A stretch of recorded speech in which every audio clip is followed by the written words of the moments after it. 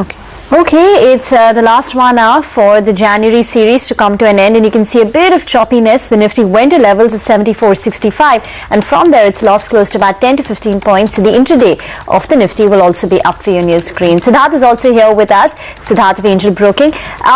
Where do you see the Nifty expiring? What would be the rough range in the early trends for February? Is it going to be as bad as what January was?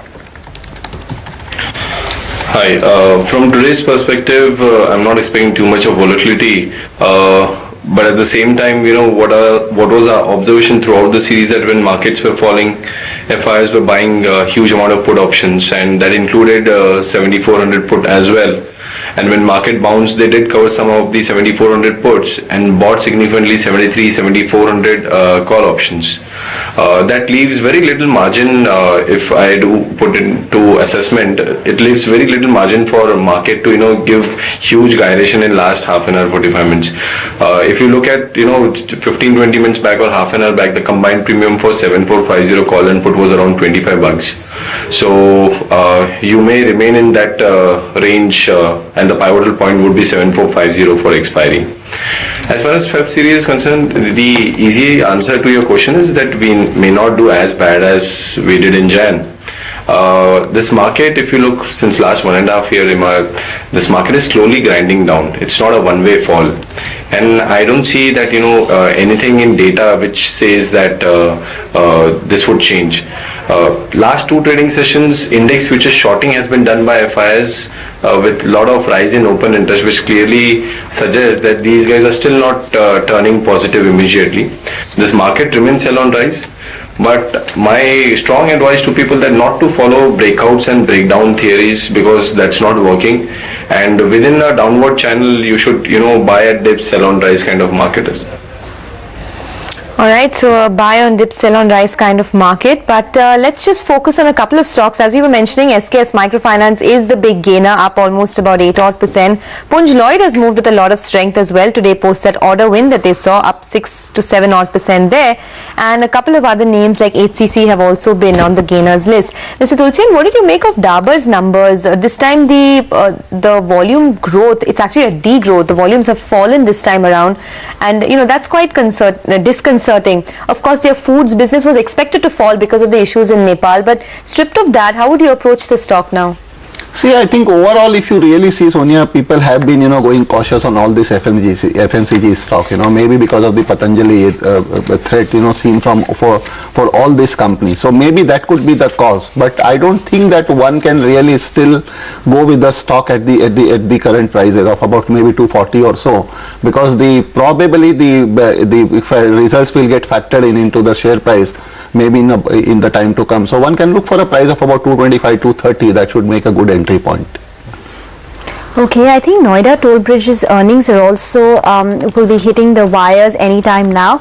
The company has reported a net profit of 20.2 crore versus 19.7 crore on a year-on-year basis, so largely on the flatter side. So not too much of a growth at least seen on the bottom line, while the total revenues have gone up to 32 crore versus about 30.6 crore. So again, a flattish performance on both the top line as well as the bottom line. The stock is not doing too much. It reacted negatively now, but now it's trying to stabilize. Currently, it's moving up close to about 2%. Parag, did you take a look at the news on Adani Ports, the Supreme Court ruling on the Hazira port? What kind of an impact will it have? The company's just clarified saying that the port operations continue as usual, but is it something to worry about? No, so particularly this news I have not looked at, but the only thing which is worrying me on the port side of Adani is that it was too much dependent on coal imports, and now we are increasing our coal output day by day. So you have that structural issue that the amount of coal which was getting imported into India is going to reduce significantly. So that's a long-term structural concern on this particular company. Otherwise, this particular news I have not got a chance to look at it. Okay, so that in this series, the biggest losers have been some of the telecom names. So Idea Cellular has lost almost about 27% in this series. Do you expect more downside for these stocks? Not really, Sonia, because as I was pointing out, that this is not a market where you look breakdowns and start shorting this market sector per se. Yes, telecom has been under pressure, but we haven't seen a huge formation of short positions happening, which suggests that there would be some serious downsides from current levels also. So my opinion is that these stocks, and not just Idea. I think Idea around 100 to 105, this zone is a very good buy level. Bharti around 280 to 85. Arcom at current levels of probably around 60 is a good buy. We have suggested stocks like Idea and Arcom to our clients at current levels or slightly higher levels.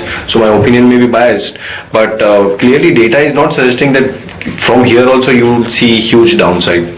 So I won't suggest any position trader to do fresh shorting in any of these three telecom names. Okay, so as of now, in no trade zone for the telecom companies after the big fall that we've seen. We need to slip into a very short break, but here is our closing bell money control question of the day. Bharti Airtel hits fresh 52-week close today. Earnings today. Do you see more downside in store?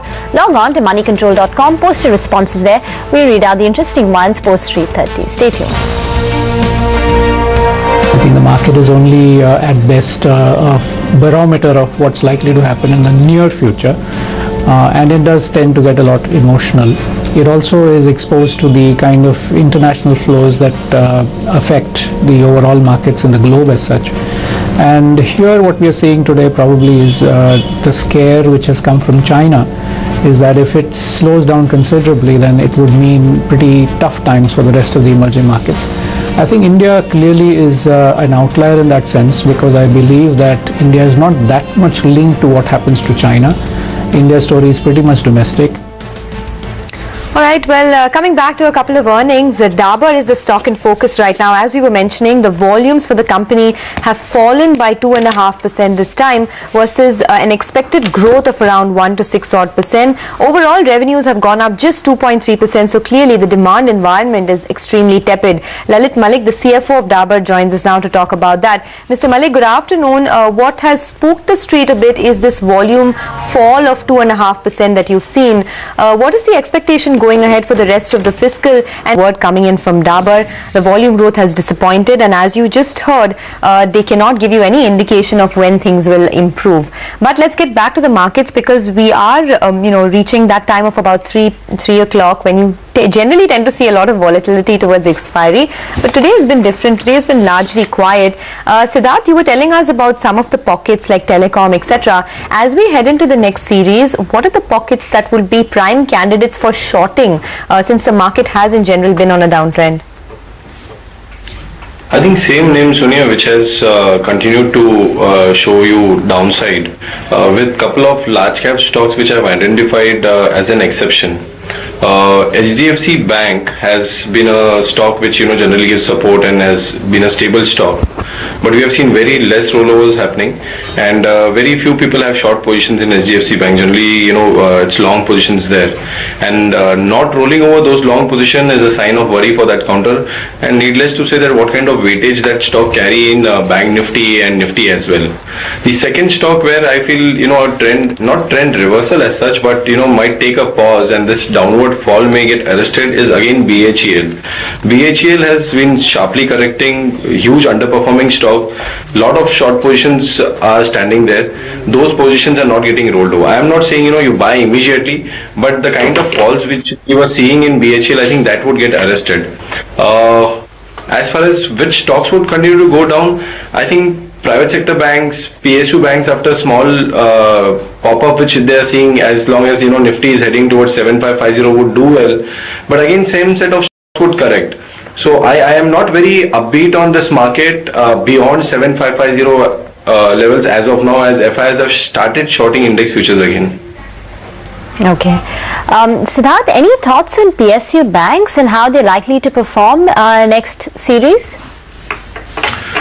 So at this point of time, if you look, they are bouncing back from lower levels, and a short-term trader, and when I say short-term trader, I'm talking a trader whose horizon is not beyond 1 week, can capitalize on some of these moves, and we are thinking that SBI at current levels of 182, 183 is good buy, and we are expecting it to go towards 200 levels, say around 196, 198. So that is one of the PSU bank which we are playing from very short term perspective. But if you ask me that, from 1 month, 2 months perspective, should I buy PSU banks as of now? Answer to that would be difficult, and most probably it would be no. At higher levels, I think you can again get into shorting same NIMs which I suggested to buy at this point of time. Okay, well, there is a 3 p.m. factor that's kicking into some stocks for sure. So just look at the intraday chart of something like a VIP. That one has suddenly zoomed up in the last 10-15 odd minutes. So VIP is now at the highest point of trade. All of this just in the last 5-6 minutes itself. Something like Marksans Pharma is up almost 10%, although this stock has been on a gaining trajectory since 12:30 this afternoon. So Marksans Pharma is another big mover that you're seeing today. Brigade Enterprises and Rane Brake Lines and a couple of other stocks that are looking good. Anything from the mid-cap space that catches your eye, Siddharth? Something that can be traded on the long side? The names which you just took, Sonia, these stocks are not part of FNO, so this is not a 3 p.m. factor for them. This may be some random move coming in those stocks. But mid-caps, again, we are into that kind of market where even a flattish market, you would see some of the mid-caps doing really well, some of the mid-caps going down. I would strongly suggest in this kind of market, no matter how strong some of the mid caps are going, people should stick to large caps. One of the trade which we have given today is Vedanta, and that was in morning, and results are not so disappointing what they were. I think this stock has further upside potential. It can go to 73 odd levels. It has a lot of short position standing there. More than 60% built up throughout the series is more of short positions. I am expecting further short covering in Vedanta from current levels. So not a mid cap stock, but a low denomination stock which viewers would like to have. So this is one stock where you can trade with positive bias. Okay, Siddharth, we'll let you get back to the trading desk. Thanks so much for joining in. Some more moves are seen in the likes of Oriental Bank of Commerce. So OBC should be up for you on your screen.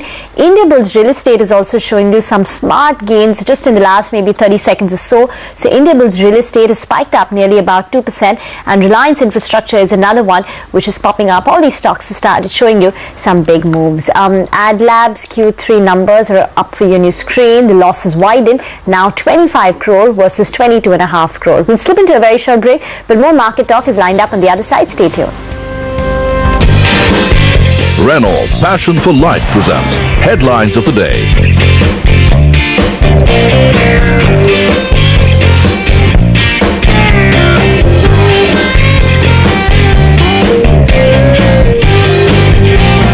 Brought to you by Renault Passion for Life.